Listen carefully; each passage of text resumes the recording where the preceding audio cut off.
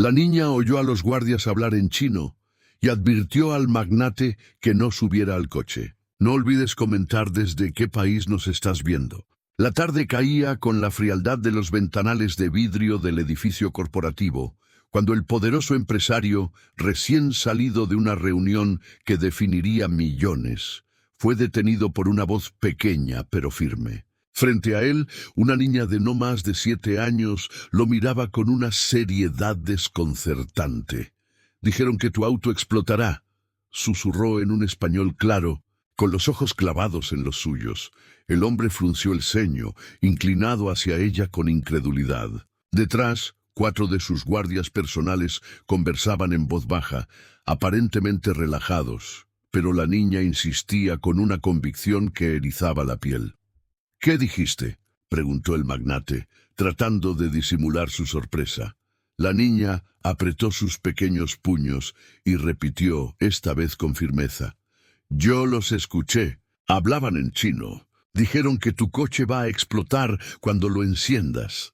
El silencio entre ellos se volvió pesado. El magnate, Sebastián Villar, sabía chino básico por negocios, pero jamás se habría imaginado que una niña desconocida pudiera entender conversaciones que él mismo apenas descifraría. La miró con una mezcla de duda y respeto, porque sus ojos no mostraban miedo, sino la urgencia de alguien que dice la verdad.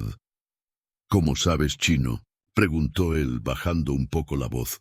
«Mi abuela me lo enseñó», respondió sin dudar. «Y ellos hablaron muy rápido, pero entendí. Dijeron que esperan el ruido, que después todo será un caos y nadie sospechará de ellos».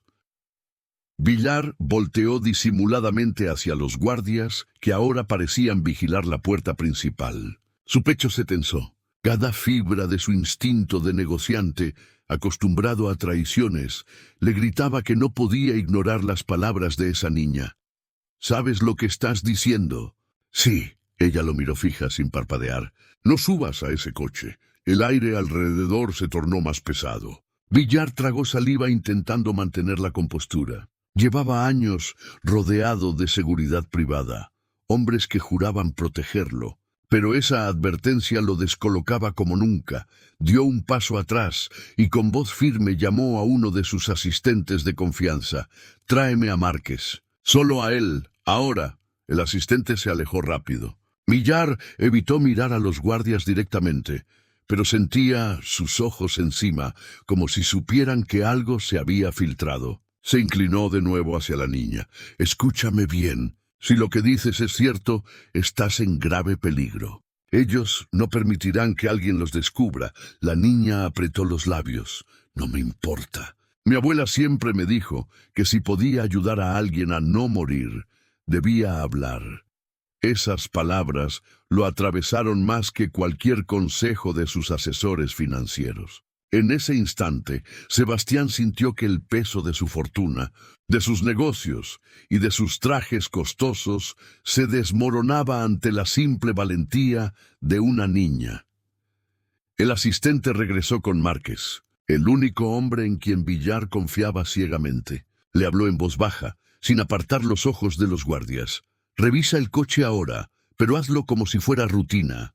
Márquez asintió y caminó hacia el vehículo estacionado a pocos metros. Los guardias lo miraron tensos, intercambiando palabras cortas que Villar ya no podía ignorar. El corazón del empresario se aceleró.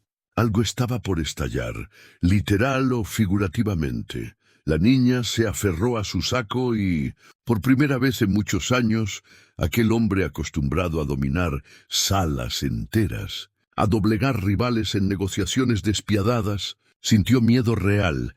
De pronto uno de los guardias se adelantó, forzando una sonrisa. «Señor Villar, el coche está listo. Debemos salir ya. No conviene demorarnos aquí». Sebastián respiró hondo. Su mirada alternaba entre la niña que no soltaba su saco y los guardias que lo presionaban. No podía confirmar nada aún, pero si daba un paso en falso, tal vez sería el último. Y justo en ese instante, Márquez levantó la mano desde el coche con un gesto alarmante que solo él entendió. La tensión se volvió insoportable. Villar sintió cómo su garganta se cerraba. Los guardias se giraron de golpe hacia Márquez, y la niña tiró de su brazo con desesperación. El destino estaba a punto de decidirse. Los guardias comenzaron a caminar hacia el coche, intentando bloquear la vista. Sebastián entendió de inmediato que algo se confirmaba. El aire se llenó de electricidad, como si todos supieran que el siguiente movimiento podía costarles la vida. Y mientras la niña lo miraba con los ojos abiertos de par en par, él comprendió que no había marcha atrás. La primera parte termina aquí. Con el eco de una verdad incómoda, alguien dentro de su propia seguridad quería verlo muerto y la única persona que se lo había advertido era una niña. Villar no apartó la vista de los guardias que se acercaban al coche. Su respiración era lenta, medida, pero dentro de él el corazón golpeaba con violencia. La niña seguía sujeta a su saco, temblando, aunque sus ojos reflejaban la misma firmeza que cuando lo advirtió. Márquez levantó la voz, fuerte y clara, para que todos escucharan. «Señor Villar, no se acerque. Hay un dispositivo en el motor». El silencio se quebró. Los guardias se miraron entre sí y uno de ellos dio un paso al frente intentando sonreír. «Debe ser un error, jefe. Lo revisamos todo». Villar lo encaró con una dureza que no había usado en años. «Entonces, explícame por qué Márquez, el único hombre en quien confío, me dice lo contrario».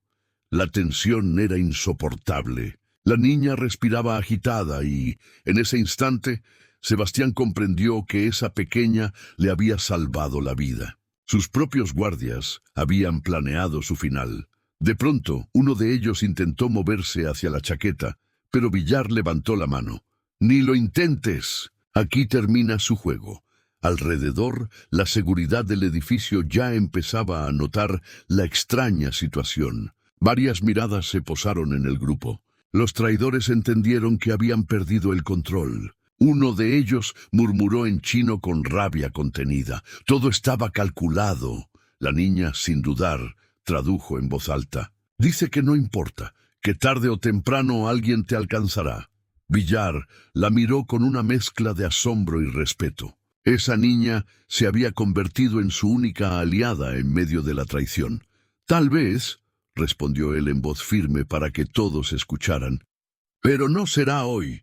En segundos, agentes de seguridad interna llegaron y redujeron a los guardias. Hubo forcejeos, insultos en idiomas mezclados, miradas de odio, pero finalmente fueron esposados y alejados del lugar. Villar no se movió hasta que los vio desaparecer de su vista. Solo entonces se agachó a la altura de la niña con una seriedad profunda. «Me salvaste la vida. Nunca olvidaré lo que hiciste». Ella lo miró con un atisbo de timidez, como si por primera vez comprendiera la magnitud de lo que había ocurrido. «Solo repetí lo que escuché. Mi abuela dice que callar algo malo es como ayudar a que pase». Las palabras lo golpearon en lo más hondo. Había pasado años rodeado de aduladores, de consejeros interesados, de socios que buscaban su fortuna. Y sin embargo fue una niña, sin esperar nada a cambio, la que le había mostrado el valor de la verdad. «Tu abuela es sabia», dijo con una sonrisa sincera, algo raro en él. «Y tú también lo eres». Un auto distinto fue preparado rápidamente. Antes de entrar, el magnate tomó un momento para observarla. Sabía que esa pequeña había cambiado no solo su día, sino la manera en que vería el mundo. «Escucha, quiero que sepas que, a partir de hoy, no estarás sola. Me aseguraré de que recibas todo lo que mereces. Educación, protección y, sobre todo, que nunca tengas que callar lo que sabes». La niña no respondió de inmediato, pero sus ojos brillaron con un destello de alivio. Finalmente asintió. Villar subió al vehículo, pero antes de cerrar la puerta volvió a verla. Aquella imagen quedó grabada en su memoria. Una niña con vestido verde, firme como una roca frente a la adversidad.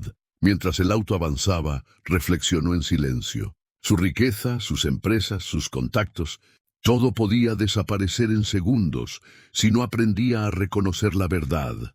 aunque viniera de la voz más inesperada, y allí, con el ruido de la ciudad al fondo, comprendió la lección más poderosa que jamás había recibido. La valentía no depende de la edad ni del poder, sino de la capacidad de hablar cuando otros callan. Nunca supo si esa conspiración era parte de algo más grande, pero entendió que su destino había cambiado por la intervención de alguien tan pequeño como una niña. La vida le había mostrado que la fortuna puede comprarse, pero la lealtad verdadera aparece donde menos se espera. Conmovido, cerró los ojos un instante y pensó: jamás subestimaré la voz de los inocentes, porque a veces ellos ven lo que los adultos nos negamos a aceptar. El eco de esa enseñanza lo acompañaría siempre. Y mientras la niña regresaba junto a su abuela esa tarde, ninguno de los dos sabía que el mundo entero se detendría al escuchar su historia. Nunca sabes quién puede salvarte ni de dónde llegará la verdad. Pero cuando aparece, solo queda honrarla y recordarla para siempre.